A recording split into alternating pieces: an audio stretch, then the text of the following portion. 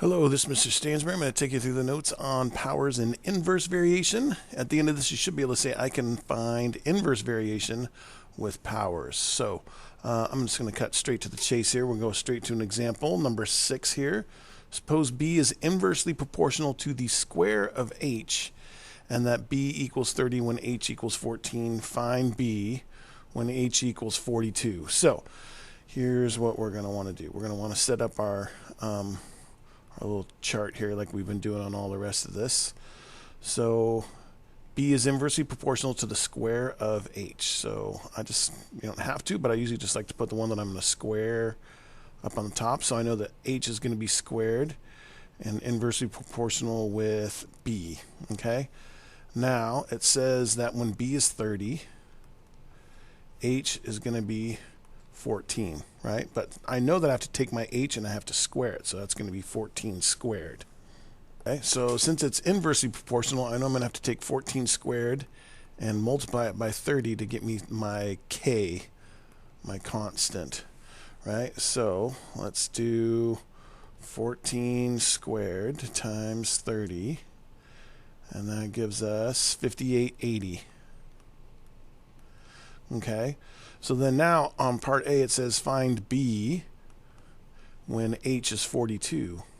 Okay, so we know when h is 42, but we know that h ends up having to be squared. So we know that 42 squared times b has to equal our same k, which is 5880. So I would just set up a little, set up our little equation here, which is 42 squared times b equals 5880, right? So to get b by itself, we're simply going to divide both sides by 42 squared, right?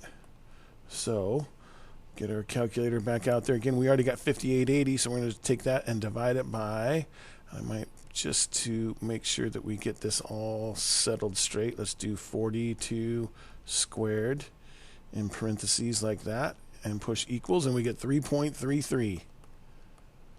If we round it off to 3 significant figures. So this b now is going to be 3.33. Okay, and that's really all there is to that. Okay, so we'll take a look at b here. But first, since we've been watching this video for so long, 2 minutes and 45 seconds, let's take a little comedy break.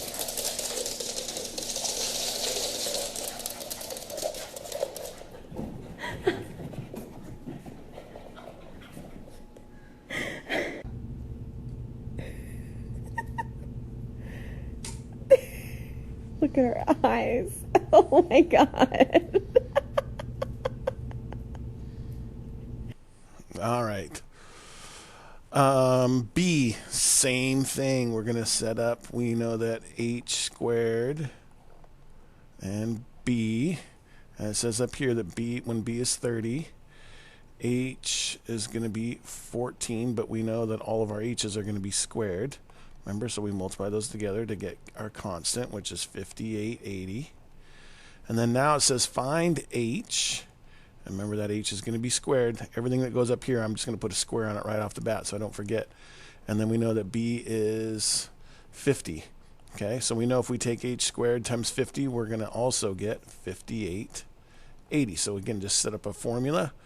50 times h squared has to equal 5880. So let's divide both sides by 50 here and get that h squared. Let's see here. 5880 divided by 50 gives us 117.6. But now we have to square root that to get h by itself, and we will get then that h is square root second answer, and we get that h is 10.8. Okay, so that means we take that out there and we get that h is 10.8, and it will be 10.8 squared times 50, which should give us 5880. Okay, All right, that's all we have for the 7D notes. If you have any further questions, please feel free to ask in class. Thanks.